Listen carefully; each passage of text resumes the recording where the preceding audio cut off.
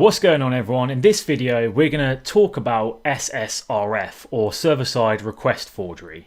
If you don't know what server-side request forgery is, it's essentially exploiting a vulnerability within web applications or APIs or some entity that's trying to, rather than use itself, talk to an external server. And you're going to exploit that by making it not talk to the server that he thinks it wants to talk to. It's actually going to talk to another server. So this bypasses firewall rules, and it's kind of hard to explain, so I'm just going to show you to give you a better idea of this. And to do that, I'm going to use the Portswigger Academy, and we're using the SSRF lab.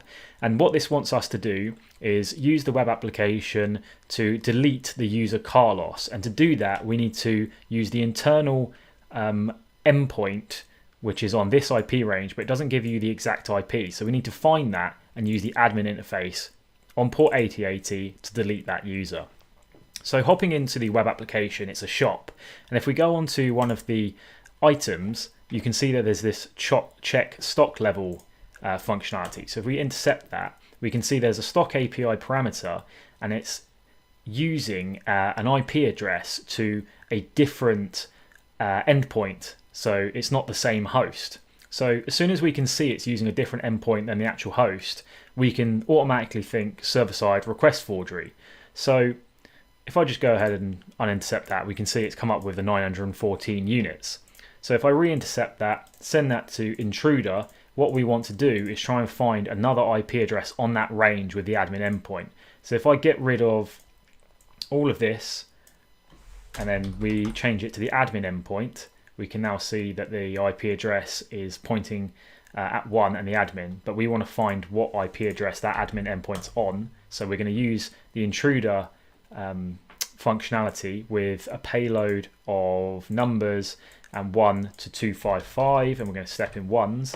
And what that's going to do, it's going to try all of the IP addresses 192.168.0.1 all the way to 255 to try and find this admin endpoint. So if I go ahead and run that, eventually we're going to see, here we go, so we can see it's done 1, 2, 3, 4, 5, and when it's hit 15 it's got this 200 status, meaning it's found that admin endpoint. So if we just render that, you'll see it. It's found that endpoint.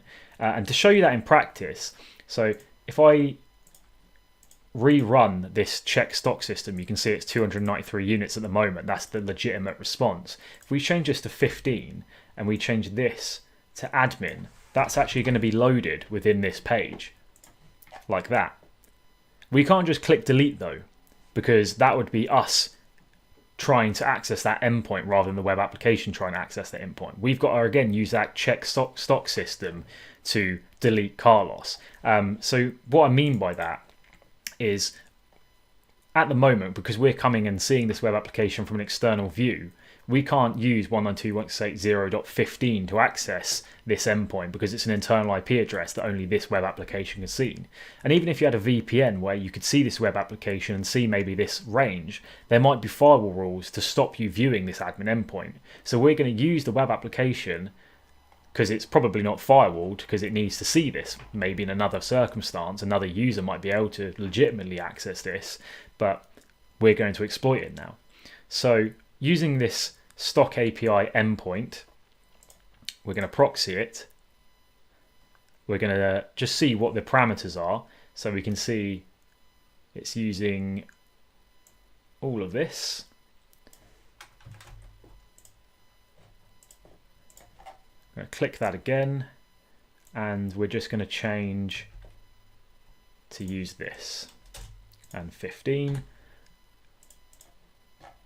And that's solved the lab. The Carlos user has been deleted using server-side request forgery. Hope that all makes sense. That's probably the best I could have explained it. But again, just to reiterate, when you see external calls being made to internal IP addresses or other entities which are not the web application or API or whatever it is you're testing, think server-side request forgery and you'll probably have fun. Thanks for watching, guys.